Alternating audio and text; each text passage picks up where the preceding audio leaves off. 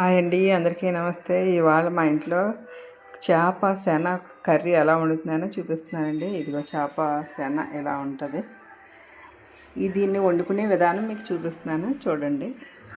ముందుగా ఇలా వెడల్పాటి దాంట్లోని పెనంలో ఆయిల్ వేసేసుకొని కొంచెం మసాలా చూసారా, కొంచెం అల్లం వెల్లుల్లి పేస్ట్ వేసుకోవాలి. ఇలా అల్లం వెల్లుల్లి పేస్ట్ వేగుతుంది. ఇలా పచ్చివాసన పోయేంత వరకు వేసుకొని కొంచెం పసుపు వేసుకోవాలి.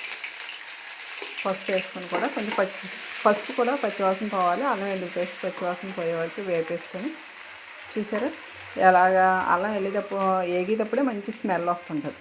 అప్పుడు ఈ శన దాంట్లోని కారం, ఉప్పు, కొంచెం పసుపు అన్నీ వేసేసి కలిపేసుకుని ఇది బాగు చేసుకుని అన్నీ కలిపేసుకుని ఉంచుకున్నాను. ఈ అల్లం వెల్లుల్లి వేగే దాంట్లో ఈ ముద్దను వేసేయాలి. చూసారా, ఇలా వేసేసుకొని బాగా ఈ నూనె కొంచెం ఎక్కువ పడుతుంది. నూనె వేసుకొని బాగా దీన్ని కలుపుతూ ఉండాలి. ఇలా కలుపుతుంటే కాసేపటికి చిన్న చిన్న గుడ్లన్నీ తెల్లగా అయ్యి కోడిగుడ్డు ఉక్కురు కన్నా ఇంకా చాలా బాగా టేస్టీగా, చూడడానికి కూడా అందంగా ఉంటుంది. దీని మీద కరివేపాకు, కొత్తిమీర కూడా వేసుకోవచ్చు.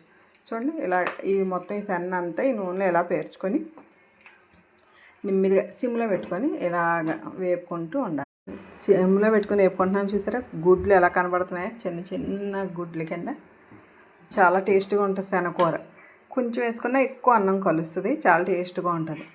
కారం, ఉప్పు, మసాలా అన్నీ వేసుకొని నీసు వాసన రాకుండా బాగా చేసుకుంటే చాలా బాగుంటుంది కర్రీ. ఇది కర్రీ టైప్ అండి, పొడి పొడిలా ఆడుతూ ఉంటుంది, చాలా టేస్టీగా ఉంటుంది. వీటికి ఏంటంటే కొంచెం మిరియాల పొడి కూడా చేసుకొని ఇలా మిరియాల పొడి కూడా చేసుకొని పైన చల్లుకుంటే చాలా టేస్టీగా చాలా చాలా బాగుంటుందండి. చూసారా శనగకూర ఎంత కలర్ఫుల్గా అంతగా ఉందో. ఇవన్నీ వేపిసాక పచ్చిమిరకాయలు, మనకి ఏమైనా ఉప్పు కారం కొంచెం తక్కువైందనుకోండి పైన వేసుకోవాలి.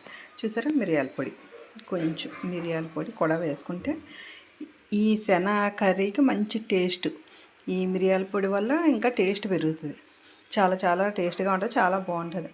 ట్రై చేయండి మీరు, మీ అందరికీ నచ్చుతుందని ఆశిస్తున్నాను. అందరికీ మదర్స్ డే శుభాకాంక్షలు అండి. అందరూ బాగుండాలి, అందరి తల్లులు బాగుండాలి అని ఆశిస్తున్నానండి. కర్రీ చూసారా ఎంత బాగుందో, కలర్ఫుల్గా చూసారా ఎంత టేస్ట్గా, చాలా చాలా టేస్ట్గా ఉంటుందండి కర్రీ. మీరు ట్రై చేయండి. మీకు నచ్చితే లైక్ చేయండి, షేర్ చేయండి, సబ్స్క్రైబ్ చేసుకోండి, మర్చిపోకండి. ఉంటానండి, బాయ్.